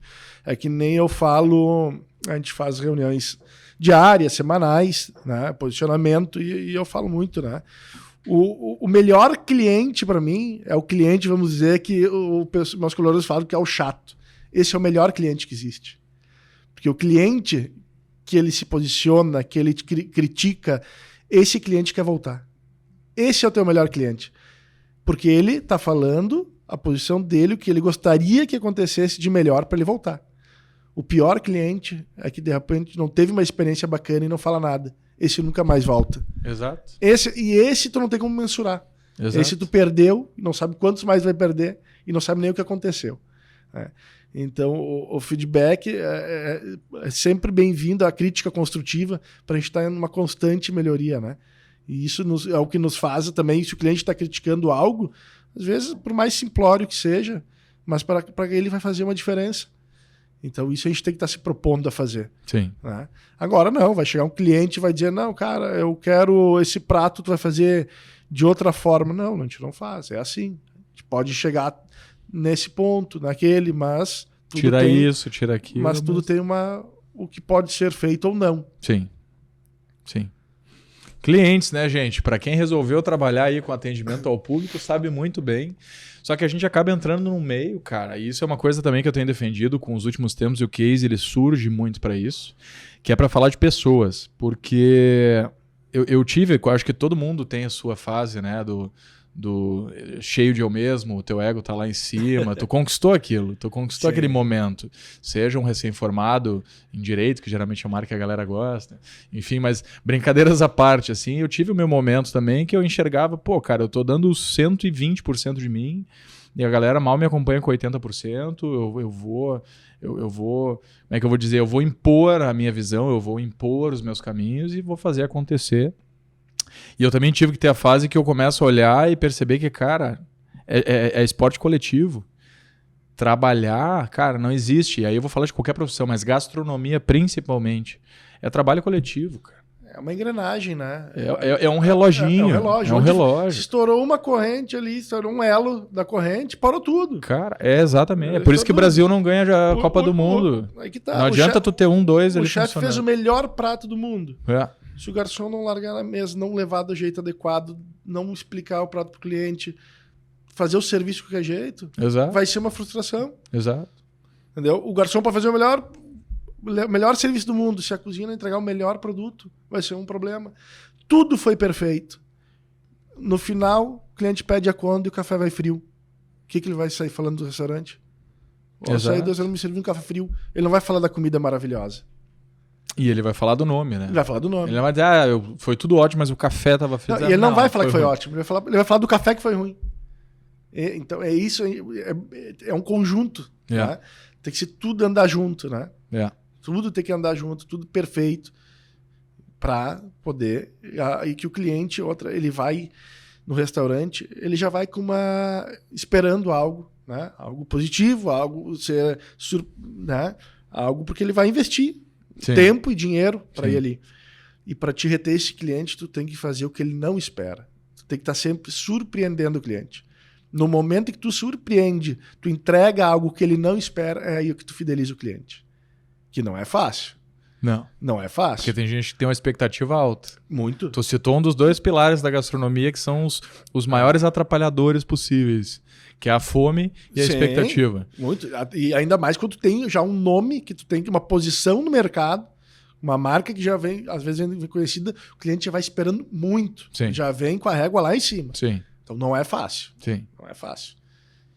Então, e assim, a gente não consegue às vezes fazer com todos, a gente tenta, né? Mas... Não existe milagre, não tem milagre, que nem a gente diz. Na praia, o nosso serviço é um pouco mais informal que aqui. Mais ligeiro, né? Sim. A gente chega a servir de noite 500 refeições. Então, às vezes, são 3-4 horas de fila. Então, o cliente já fica louco, esperando, às vezes, 1h30 na fila. Então, a gente é um trabalho constante para estar revertendo aquela situação, a espera, sabe? A mesa que não é que ele quer, o tempo depois do prato. Sim. Então, é uma busca constante. É bem desafiador. É bem desafiador. E como é que tu faz para gerir tudo isso? Porque a gente está falando de pessoas, de equipe, de sistema, né? de processos, e isso requer tudo bem alinhado. Como é que tu faz essa gestão? Com briefing semanal, treinamento, acompanhamento? O mais novo anda com o mais antigo? Qual é a política de vocês para que isso funcione? A gente trabalha, né? Um treinamento constante, bem dizer, todo dia é um treinamento, né? Porque todo dia a gente faz aquela reunião diária, passando dos pontos positivos, negativos, que temos que melhorar, as metas a serem batidas. Então a gente faz semanal reuniões por setores, né? Alinhando algumas ferramentas novas, alguns produtos a serem inseridos, como serem servidos. A gente tem uma retaguarda, um time muito bom, né, também. Desde nós temos o gerente administrativo, o pessoal do financeiro, o pessoal do RH, tem o pessoal de compras. A gente faz essa união, né, onde a gente vai sempre buscando novidades e agregando e treinando o pessoal diariamente, bem dizer, né? Diariamente, porque todo dia, que nem a gente diz, né, as pessoas, os colaboradores, às vezes, como são muitas novidades, é que nem criança, né? Todo dia tu tem que ensinando, reforçando, porque tudo tem que virar um hábito, tem que virar hábito. Sim. Não adianta você hoje fazer uma reunião, passar 10 passos diferentes, amanhã a turma não vai estar fazendo. E não é por não conhecimento, porque precisa sim criar o hábito, tem que ter alguém ali incentivando, mostrando o caminho, vamos lá, é por aqui, é assim. Então, todo dia, isso é um trabalho diário. Então, é que nem eu digo, né? Eu tenho o costume, a gente chega no restaurante, a gente circula de um lado, do outro, tu vai olhar, aqui não tá bem limpo, aqui tem que, não tá certo, a música não tá adequada. Tem que colocar os papéis. Tem que botar o papel, a luz tá muito alta. Isso é todo dia, porque senão também cria... Tem que estar sempre vindo de fora olhando, porque senão também cria um hábito da facilidade, né? Então, deixa assim que tá bom. Mas tá bom, como tá bom? Tem que estar melhor do que bom, né? Tem que estar perfeito. Tem que estar perfeito. Então, e que nem a gente diz, que nem imagina, a gente tem, como eu falei, a gente tem cinco ambientes diferentes. E cada 3 a 4 meses nós estamos readequando aquele ambiente, fazendo alguma coisa nova. Porque ele diz também, o cliente também, ele cai, senão ele começa a frequentar o lugar. Bom, agora nós vamos fazer reformar a escadaria da Dinarte. É uma visão diferente. Ela não tá legal, tem que melhorar. Então, é isso sempre melhorando, né? Então, é a visão, a percepção. O cliente chega, cada vez tem uma novidade. Então, isso é a mesma coisa para os colaboradores. Tem que estar vendo sempre novidades, acompanhando, cobrando. Tudo é um conjunto, é diário. Né? E isso é uma coisa muito característica da cultura da excelência. Porque... De novo, é a questão da facilidade. Eu estou aqui hoje fazendo uma coisa, me cobraram, eu vou fazer como me pediram. Passa 2 dias, ninguém me cobra nada, vai ficar um pouco mais fácil. Não vou fazer isso aqui, eu vou fazer de tal jeito porque é mais fácil, aquilo eu mudo, e daqui a um pouco todo o teu processo padrão ele já não existe mais, porque não está existindo a supervisão. Sim. Que eu acho que a glândula ali é a principal responsável por toda essa organização, esse organismo funcionar, é quem vai checar para ver se foi feito. Porque, de novo, a pessoa que está lá na execução, cara, e isso é um péssimo hábito e a gente vê por muitos lugares que tendem a ter uma entrega diferenciada e acabam não conseguindo. E se você para analisar, as pessoas estão avulsas, elas estão soltas, elas não têm alguém por trás para checar aquilo e alguém por trás dessa pessoa para checar se essa pessoa... Sabe? Aquela cadeia de responsabilidades. E precisa. Porque um ajuda o outro, né? Não é que a pessoa não saiba, mas ela precisa de um apoio. Ela não precisa ter alguém junto com ela. Hoje ela não tá bem, porque a gente tá fazendo... com pessoas, né? Pessoas, cara. Então, é muito fácil dizer seus problemas da porta para fora. Mas isso não é assim. Exato. Não é assim que funciona, né? A pessoa veio os problemas dela junto. Exato. Tu tem que estar ali para incentivar, né? Vamos lá. Aqui é assim, tem que estar junto, né? Preciso de ti aí, bota um sorrisão no rosto, vamos pensar nisso depois. Diz, né? O grande propósito hoje de todas as empresas, né? Mas que a gente diz, nosso meio restaurante, o grande gestor é o gestor de pessoas, né? Se tu não tiver um gestor de pessoas dentro, tu pode ter o melhor chefe, pode ter o melhor gente. Se um deles não for um gestor com excelência de pessoas, teu negócio não vai funcionar. Sim. Então a gente lida com hoje mais ou menos quase 30 colaboradores, são 30 famílias, né? Sim. Então cada um com seus problemas, cada um, né? As suas nuances, as suas percepções. Exato. Então tu participa da vida de todo mundo, né? Exato. Tem um cientista, um neurocientista, que ele é um pesquisador, palestrante, enfim, e ele fala isso muito bem, cara. Ele fala, teu cliente é pessoas, teus colaboradores são pessoas, então se você não entende pessoas, você não entende negócio. Não entende negócio. Porque você precisa lidar com pessoas, interpretar pessoas o tempo todo. Teu fornecedor é uma pessoa, o teu comprador é uma pessoa, todo mundo. E isso é o louco, porque você chega no negócio de vocês ou em outros negócios, enfim, que consigam aplicar essa cultura diária. E aí, de novo, é trabalho repetitivo, é trabalho de formiguinha, é uma construção diária, 1% melhor todo dia. E você consegue perceber a diferença. do que você chegar num lugar e daqui a pouco ter um atendente disperso, com cara chorosa, meio pesado, meio não sei o quê, que tu percebe nas pessoas um trabalho por trás. Porque querendo ou não, a gente acaba também, eu falo, cara, eu sou chefe de cozinha, mas cada vez mais me direciono a líder de setor, ou mentor, ou qualquer outra coisa do que operacionalmente falando a pessoa que cozinha efetivo. Sim, porque na realidade tu é o chefe de cozinha, né? Mas se tu não tiver uma equipe para ti, que siga o mesmo caminho, que tu oriente eles, como é que vai ser? Como é que é a tua entrega? Sozinho tu vai fazer como? Toda hora tu tendo turnover. Como é que tu vai servir 100, 200, 300, 400 pessoas sozinho? Exato. Não tem, né? Exato. Não tem como. Agora, vou fazer um jantar, vou fazer o melhor jantar do mundo, sozinho, 10 pessoas, 15, 20, beleza. Mas o negócio tu não vai conseguir fazer sozinho. A gente precisa das outras pessoas. Exatamente. E aí, que vai para te passar o conhecimento para as outras pessoas, elas têm que estar bem, Exato. elas têm que estar fluindo, têm que estar engajada contigo, Exato. acreditar na tua liderança. Exato. Né? Que hoje o grande segredo é aquele negócio, é tu ter a liderança, né?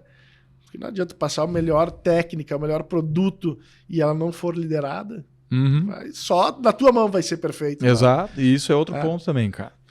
Tá aqui, ó, a receita do bolo é essa. Pega essa apostila de 300 páginas, lê e você vai sair voando. Já tentei pegar várias receitas de bolo da minha avó, não acertei nenhum. Não vai, cara, não nem eu saí igual. Exatamente, cara. Tem as manhas por trás, tem a mão do coisa. É isso. É isso aí. É isso. A gente não consegue construir, principalmente, um serviço para pessoas, de pessoas, sem com que as pessoas tenham toda a informação necessária, todo o direcionamento necessário, acompanhamento necessário. É isso aí. E nosso mercado hoje está bem complicado também na questão. Eu estava vendo da Brasel um estudo. O setor que mais emprega gente agora nos últimos tempos são bares e restaurantes. De todos os setores. Então, né, a gente vem pós-pandemia, onde a gente perdeu muitos colaboradores, né? Que trabalhavam na área de gastronomia, porque tiveram que achar outras possibilidades. Sim. Então, muitas pessoas com know-how, pessoas, né, que já tinham um perfil, tinham habilidades no setor, saíram. Né, e teve uma explosão grande agora de abertura de novos estabelecimentos e hoje nos falta. Defasagem de mão de obra. Defasagem de mão de obra. Exato. Então, hoje é o setor que mais emprega pessoas no Brasil. Exato. Exato. Tá ali. E só que o que acontece? Qualificação. É o que nos falta. Tá? Então, é que nem diz, o garçom tem que fazer um curso de vendas. Ele vai dizer, mas por que eu vou fazer um curso de vendas se eu sou um garçom? O que é um garçom? Então, eles têm que começar a entender primeiro o que é um... Você não apenas serve. Exato. Você vende. Exato. Você vende desejo, você vende produto, você vende a necessidade, né? Então é isso, as pessoas eles têm que entender esse conjunto. Exatamente. Né? E que nem eu digo, a gente trabalha com pessoas, a gente treina pessoas, que nem eu falo, eu não quero que tu esteja aqui comigo daqui 10 anos. Se é para estar aqui comigo daqui 10 anos, eu quero que tu seja parte dessa empresa, né? Que tu cresça nessa empresa, ou que tu esteja numa empresa que seja muito melhor. Porque se tu for uma empresa melhor, falar, bom, o nosso trabalho a gente fez. Sim. A gente treinou bem esse cara. Sim. E ele hoje está melhor. A gente participou dessa evolução. A gente quer pessoas que queiram mais, que queiram crescer. Né? Que se não for com a gente, que seja com outros. Que a passagem por nós seja boa. Sim. Que tenha aprendizado e seja de crescimento. Nós queremos pessoas assim, e é assim que a gente faz o negócio crescer. Que nem muitos falam, mas eu vou investir na pessoa, depois ela vai sair. Se ela sair, vai ser para algo melhor. Com certeza, isso é a nossa participação, isso que nos deixa feliz. E muito melhor um bom saindo do que um ruim ficando. Com certeza. Vamos lembrar disso. Cara, quando tu fala da questão do garçom e do tirador de pedido, isso é uma coisa que eu carrego muito comigo. Eu dou alguns treinamentos de equipe, de atendimento, enfim. E eu falo muito pra galera, eu gosto de exemplificar com coisas palpáveis, né? Eu aprendi que na minha vida eu era muito bom em matemática e era muito difícil eu passar que cálculo que eu fazia na minha cabeça pro meu coleguinha do lado. Ele não acompanhava a linha, ele queria que eu apresentasse igual professor e tal. Então na vida eu tento carregar exemplificação nítida. E é o que eu sempre brinco de vender um Gol e vender uma Porsche. Tu vai vender o Gol, tu vai preencher um formulário e aprovar crédito, porque o carro já se vende, ele é econômico, ele é não sei o quê, papapá. Os dois andam e te levam no mesmo lugar. E os dois anos te levam no mesmo lugar. Então, para tirar pedido, cara, tá tudo certo. Agora vai vender uma Porsche, vai vender sonho, vai vender experiência, vai vender o porquê comprar uma 911 Carreira e não uma Ele entende do produto, em primeiro lugar. Né? Exatamente. Então a gente já vai estar falando de... E o problema agora é o principal, tá? Quando a gente fala, parece um abismo cultural. Ah, mas quem compra uma Porsche não é o mesmo cliente do Gol. Presta bem atenção. Porque o cara do Gol hoje pode ser o cara da Porsche amanhã. Mais rápido do que o do Porsche se manter com a Porsche. Exatamente. E esse cliente é um cliente altamente qualificado. Sim. Esse cliente, hoje em dia, ele tem acesso à informação. Como a gente falou, o celular tá aqui, cara. Então eu sei um pouco de tudo sobre o que me interessar. Com certeza. Então tu começa a ter esse nível de exigência que se o atendente ele não perceber que ele é vendedor e o vendedor precisa de informação para efetuar uma venda assertiva, pô, vou vender um vinho. Pô, vocês vendem vinho, cara. O cliente vai chegar ali para mim das duas uma. Mesmo que a pessoa tenha grana, ela procura o quê? O custo-benefício, porque ninguém junta dinheiro gastando, torrando, né? Não. Então o cara vai chegar e vai olhar, me vê essa garrafa aqui desse Malbeczinho 2019, papapá, que tá num ticketzinho 200. Tá, mas como é que tu salta deste 200 pro de 500? O que ele entrega de diferencial? É a leitura do cliente, a leitura do momento, é ver se cabe, é ver se daqui um pouco aquele outro não vai atender melhor. Também não é só empurrar o mais caro. Não. Tem todo um trabalho. Então, essa percepção que sim, o setor cresce a cada ano, que sim, a demanda cresce, a gente precisa de mão de obra qualificada, e eu hoje acredito muito mais naquilo que a gente estava conversando antes, de você formar as pessoas de dentro para fora. Sim. Então pegar pessoas às vezes com menos qualificação profissional, mas que tenham características pessoais boas, né? Uma pessoa determinada, é uma pessoa respeitosa, é uma pessoa perfeccionista, pontual, enfim, pegar características que te valham para o teu negócio e formar essa pessoa dentro da tua estrutura. Porque eu vejo que cada negócio, cara, isso é uma leitura básica, assim, os bem feitos, né? Os bem estruturados. Sim. Cada negócio tem o seu processo e seu padrão para tudo.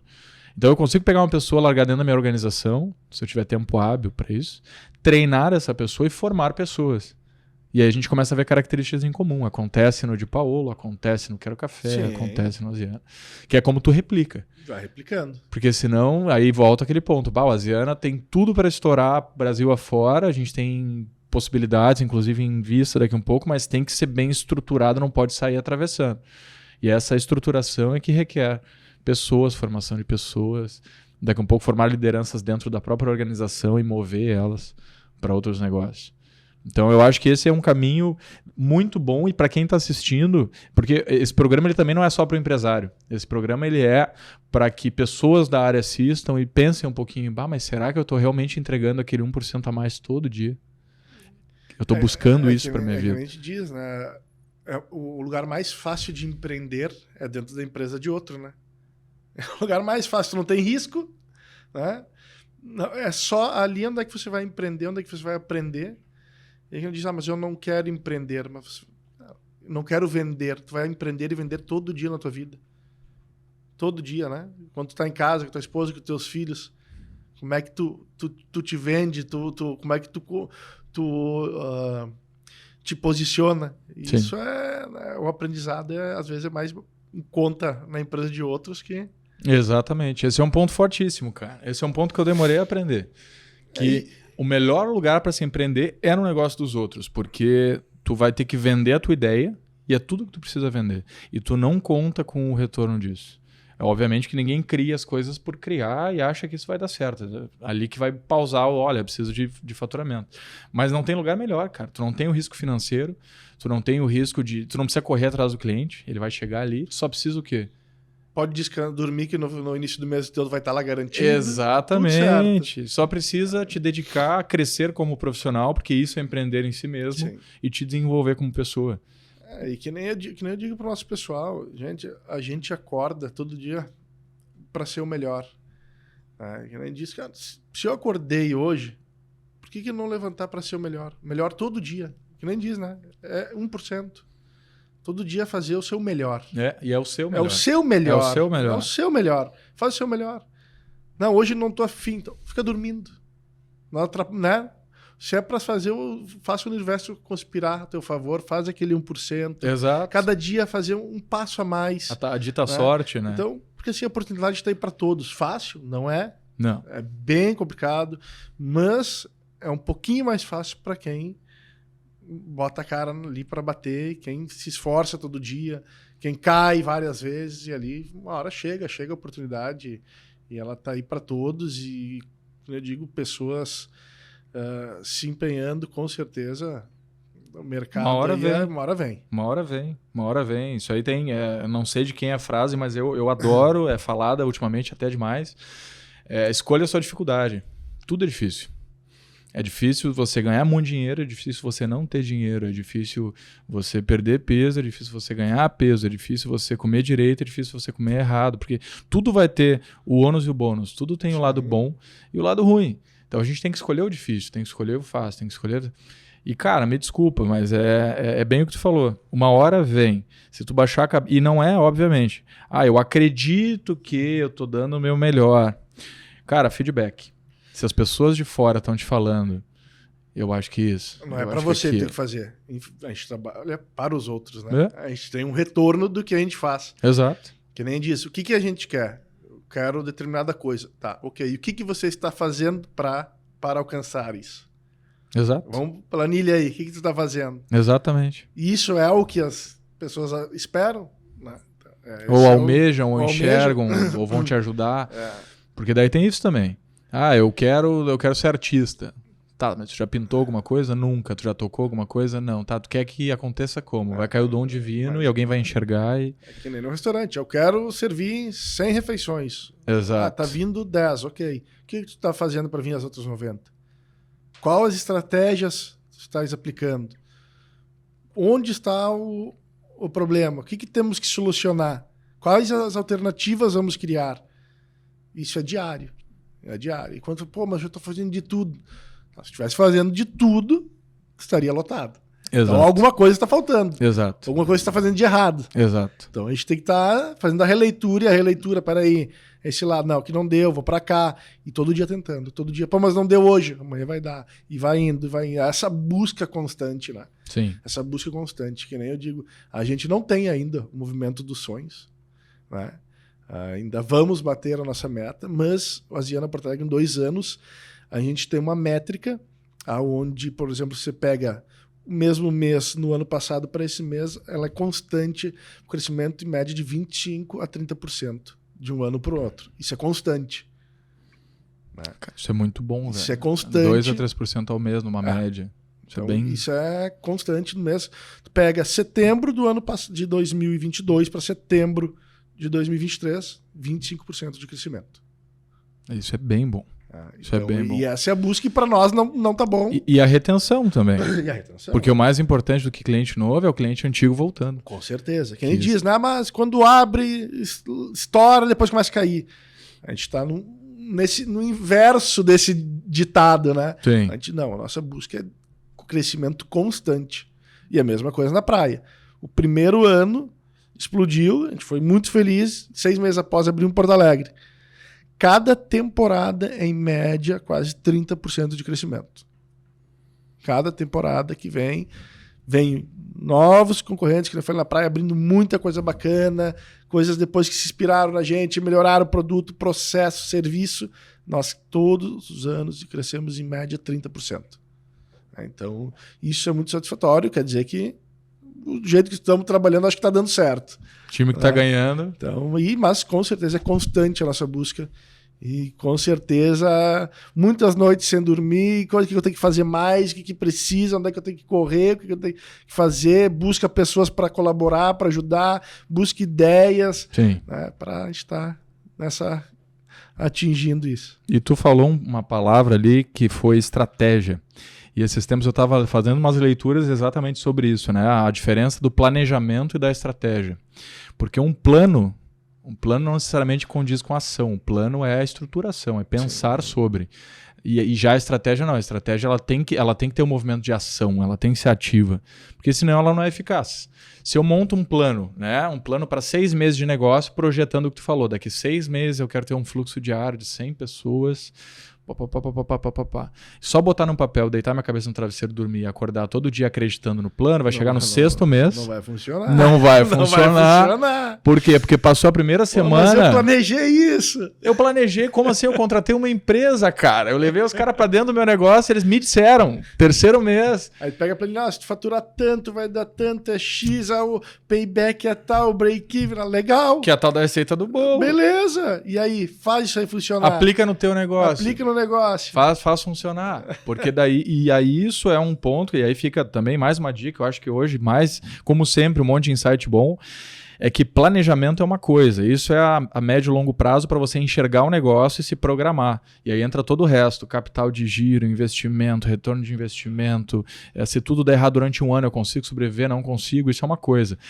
Só que arrancou o primeiro mês e tu não tem uma leitura do que aconteceu e tu não começar a te articular e montar estratégias para que isso, né, te entregue lá na frente o que tu espera, é ato falho, porque tu vai ficar esperando o resultado negativo. Tu vai ficar, na verdade, vai ficar esperando o positivo e provavelmente vai ganhar um negativo. E tem que ter muito cuidado, né? Que nem diz, persistir. Tudo tem um limite, né? Também. Hoje eu vejo num restaurante, você abrir um restaurante, passou 1 mês, 2 meses, 3 meses, 4 meses, gente, 6º mês, tu não conseguiu fazer equalizar, a grande probabilidade de tu não conseguir mais é gigantesca. Sim. Porque o que tu vai fazer diferente do que tu não fez naqueles 6 meses? Vou esperar me consolidar no mercado. Mas como? Se tu não fez nisso nos 6 meses, como é que tu vai fazer? Que é onde geralmente ou tu vai chamares alguém que vai te dar a solução. Porque se tu não conseguiu, Sim. Só se tu achar alguém porque vai vir aqui fazer acontecer. Porque isso é muito complicado. E isso é importante também, cara. E isso é importante também. É achar um profissional competente que consiga te ajudar a fazer isso. Porque o que eu vejo muito também da questão do orgulho e do ego, que a gente conversou antes, é que às vezes a gente abre um negócio e, né, o cliente vai lá, abre um negócio e ele tá convicto da ideia, do projeto, do plano, pagou tudo bonitinho, a empresa de branding, tem um marketing, tem não sei o que, tá tudo funcionando legal e o negócio não tá funcionando, mas... E ele não dá o braço a torcer que daqui a um pouco um consultor para isso, meu problema é bebida, vou trazer alguém especialista em bebida para me ajudar nisso. Meu problema é vendas, vou trazer um treinamento de vendas para minha equipe. Meu problema é cozinha, Não, eles ficam meio receosos ou não querem investir e tal. E depois de tudo isso, aí tu faz todos esses treinamentos do Festar e o cliente. Quem vai trazer ele aqui? Quem vai trazer o cliente? Tem network para isso? Que esse é o outro lado. Tem as ferramentas para isso? Que esse é o outro lado da moeda. Só a tua agência de marketing torrando R$5.000 por mês não faz milagre. Não vai fazer. Não faz milagre. E como tu tem torrando 5, tem outro torrando 10, outro torrando 15, outro 20. Exato. E aí fica nessa briga. Exato. E aí? Exato. Então é todo... E isso tem muito a ver com estratégia. Isso são movimentações que tu precisa fazer. Que eu tenho certeza que vocês em algum momento fizeram e fazem. Com certeza, isso é constante. Porque é organismo vivo. Sem dúvida. O teu negócio está ali dia após dia, é leitura. Pelo que eu entendo hoje, vocês têm uma leitura de um espaço de tempo mais curto ainda, o que é bom. As ações ficam mais rápidas. Então tu consegue entender, essa semana eu tive 2 feriados, mas não baixou tanto, mas também eu divulguei aqui, eu avisei fulano que ia estar aberto e tal. Então começa a entender o que funciona ou não para o teu público. E aí tu já começa a não sofrer tanto num janeiro e fevereiro, mesmo com operação na praia, porque tu sabe que tem um público que fica aqui também. Sim. E tu vai manter esse cliente informado. Esse janeiro de 2023 surpreendeu muito. Esse janeiro de 2023 a gente fez 50% a mais de movimento do que janeiro de 2022. 50%. E só precisaram dizer que estava ali. 50%. Estavam abertos. Tem gente diz, Porto Alegre morre. Nem tanto. Já muda a minha perspectiva. Mudou bastante. Sim. Fevereiro, sim, já é um mês mais complicado. Porque aí tem o carnaval. Sim. Então a gente está aqui, a gente fecha aí 10 dias no carnaval. Mas janeiro, muito fluxo de pessoas na cidade. Aproveita-se que tem bastante restaurante com férias coletiva também. Sim. Então a gente aproveita isso. Restringe as opções, tu fica... E a gente teve um crescimento do ano. Janeiro de 22, janeiro de 23, 50%. Foi extraordinário. Isso é lindo. Por um restaurante, normalmente, tirando praia, Rio, outros lugares, Porto Alegre a gente sempre calcula, janeiro, fevereiro, se fechar a conta, tá tudo lindo, se não tiver... Então, assim, janeiro, mês que a gente conseguiu fechar a conta. Sim. Fevereiro é muito complicado. Normalmente a gente faz o caixa, para poder bancar... Para aportar essas datas. Então, sim, sabe, janeiro surpreendeu. Foi bem bacana. E acredito que esse ano vai ter um crescimento também. Cara, com certeza. Cada vez de novo. O público ele tem tido qualificação de consumo. Então daqui a um pouco não vai ser o teu público habitual da semana a semana, mas vai ser aquele público, aquele casalzinho jovem que tá meio metido a gourmand, que viu o Jacan falar que é bacana e tal, vai sair lá para comer e vai mirar em ti, porque primeiro, de novo, tu vai ser um dos poucos que estão abertos, não estão em férias coletivas.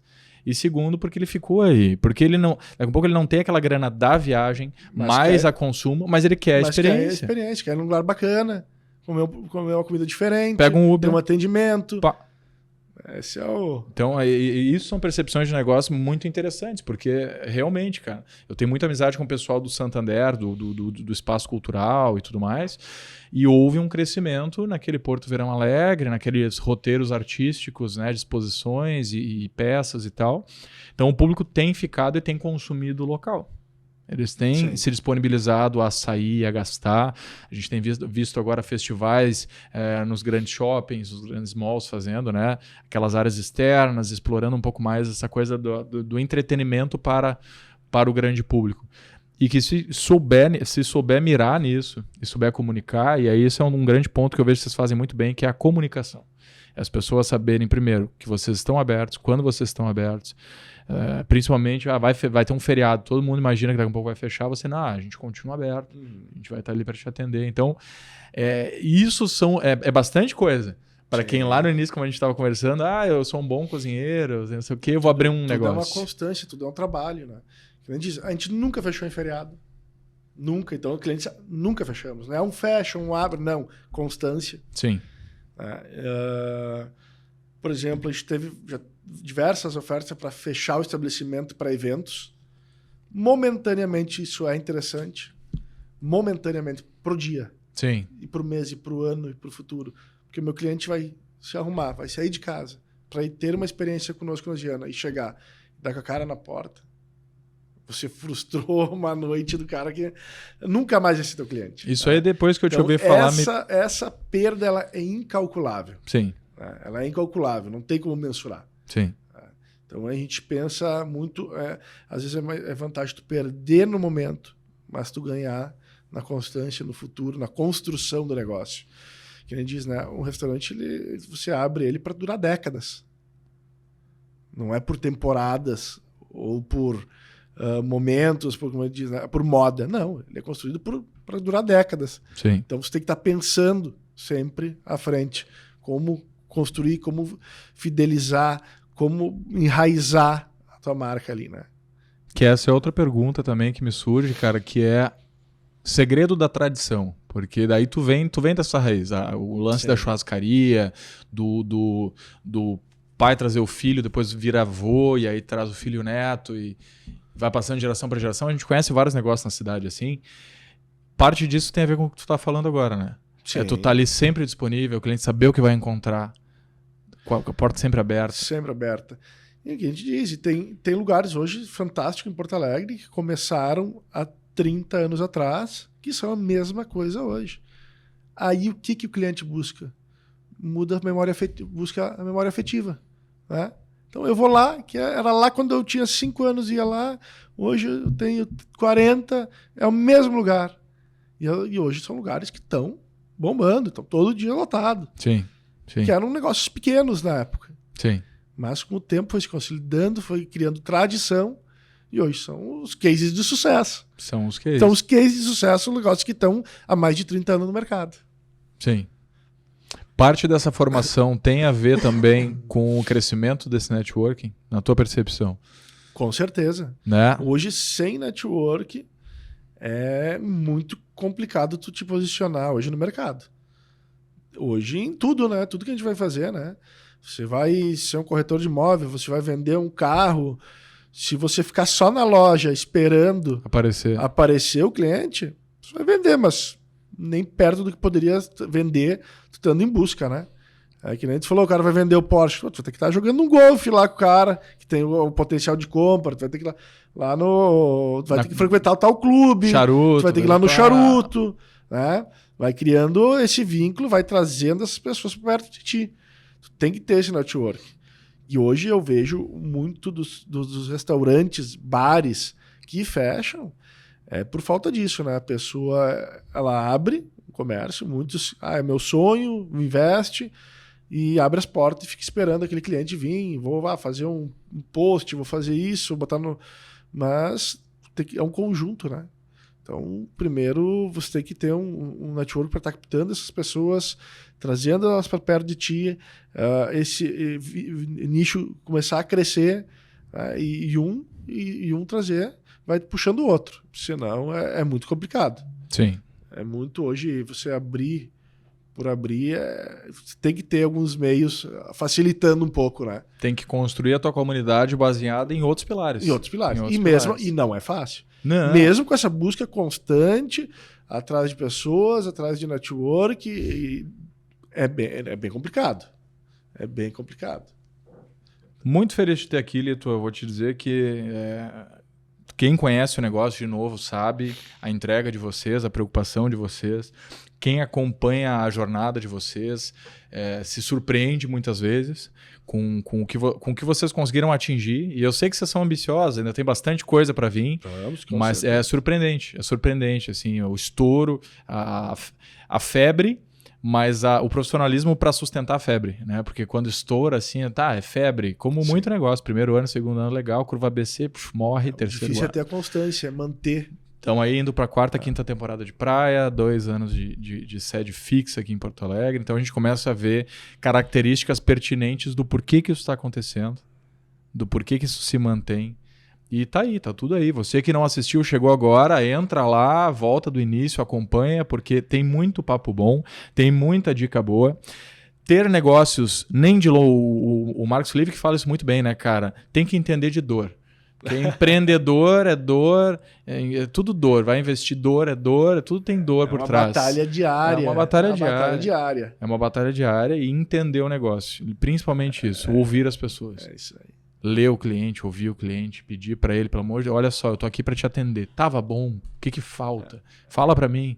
Tava tudo perfeito, mas se pudesse ser mais perfeito, como? Como fazer. Exato. A gente vai dormir... O que a gente faz é ficar pensando no outro dia o que a gente vai fazer de melhor. Exato. Como nós vamos captar mais, como nós vamos fazer mais, atender melhor. Esse é o nosso pensamento todas as noites antes de dormir.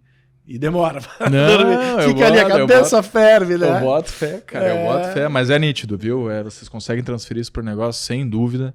E meu agradecimento, cara. Já tá chegando no fim. Eu me perco no horário aqui, daqui a um pouco a gente olha, já passou 1h e... Foi de 1h30, né? Foi embora, cara. Aqui, se deixar, a gente muito fica. Muito bacana, Marco. Obrigado Nem pelo tomei convite. uma cerveja contigo. Não deu tempo. Na saída agora. Vamos... Quero mandar um abraço pro pessoal da Fruc, inclusive, sempre disponibilizando aqui. Hoje vai ser o primeiro dia que um convidado vai beber comigo. Um brinde que seja. Nossas Belas Vistas. Fruc Bebidas, muito obrigado pela parceria. Quero agradecer também Paganini e ProHub por nos receber nesse espaço maravilhoso. Quero agradecer ao Aziana, primeiramente por se disponibilizar a vir. Te mandar como representante. Acho que agradecemos pelo convite, uma sensação imensa estar contigo aí. É um prazer poder receber, né? Antes de amigos, vou te dizer mentores, né? Eu admiro o trabalho de vocês, procuro aprender com todo mundo que eu vejo que faz e faz muito bem feito. E é legal ter essa conversa mais estreita e descobrir coisas que daqui a pouco eu não sabia. E a gente sempre aprende um pouquinho mais. E é para isso que o Case Gastronômico serve, surge. É trazer papo de gastronomia, mas não é para ensinar a receitinha da Palmeirinha. Beijo, Palmeirinha. Que Deus a tenha. Mas é para realmente a gente falar de gastronomia como órgão vital, como algo vivo que tem que ser mantido, que tem que ser nutrido. Né? É interessante que isso tenha acesso a muitas pessoas que peguem, não digo por mim, mas várias pessoas aí com muito conhecimento já passaram aqui por ti. E quem está empreendendo em restaurante, ou deseja empreender, se escutar um pouquinho de cada um e juntar um pouquinho. Exato. Né? Aproveita, soma aquilo ali, um pouco de cada um, vai te facilitar a vida e muito o teu negócio. É sobre, cara. Essa temporada ela tá 100% para quem está construindo carreira profissional ou para quem está construindo um negócio. Então tá empreendendo, como tu falou, de ambas as formas. Porque se eu tô construindo minha carreira, eu tô investindo em mim mesmo, automaticamente é empreendedorismo. Eu vou gastar meu dinheiro com curso, eu vou gastar meu dinheiro com uniforme melhor, eu vou aprender a falar uma outra língua, né? Querendo ou não, a gente tá sempre em movimento. E para quem tá abrindo um negócio, fica um monte de dica que não é só ter comida boa, que não é só abrir as portas e rezar para que o cliente caia de paraquedas ali na nossa frente. A gente tem que ter o networking, e o networking ele também consiste em manter relações ativas, falar para as pessoas, falar do porquê que a gente vender a nossa ideia para o máximo de gente possível. Tá se vendendo todo dia. Todo dia. Lito, muito obrigado. Muito obrigado. Quero te deixar de presente essa mug, né, essa canequinha do muito Case. Bacana. É um presente nosso, então esse muito fica bacana. contigo. Obrigado. A lá Starbucks. Depois eu quero a tua assinatura na minha aqui também, por gentileza. E fica aqui a dica, eu quero pedir para tu me ajudar a convidar o pessoal de casa também. Estão todos convidados a conhecer o Asiana na Dinarte Ribeiro 148. E na praia, agora abrimos em dezembro. Todos os anos a gente abre em dezembro até março, na Avenida Central de Xangri-Lá 2060. Então fica a dica aí para o pessoal que não conhece o Asiana e para quem já conhece, sabe do que eu estou falando. O meu muito obrigado. Por aqui termina a nossa primeira temporada de Case Gastronômico, a gente vai encerrando, mas fica o convite para a próxima. E você que assistiu até aqui, que está chegando nesse momento do vídeo, o que você quer ver no próximo? Quem que você quer ver? Vamos se esforçar, né, Lito? Você quer ver algum chefe especial? Quer ver algum restauranteiro especial? Quer que eu traga o professor da Cordon Bleu? Me ajuda, fala comigo. Me fala aí quem que você quer convidar. O máximo que aconteceu, eu vou dizer, não deu, tá muito caro, não deu para trazer, mas fica pro próximo. E se preparem, porque o próximo temporada agora, a gente vai entrar com modalidade remota e eu tenho uma galera muito boa e eu começo a trazer gente fora do país. Pega essa visão, hein? Espetáculo. Devagar a gente tá crescendo. Só sucesso. Isso aí. Obrigado, Lito. Obrigado você de casa. Até uma próxima. Case Gastronômico. Fica por aqui. Abração. Abraço.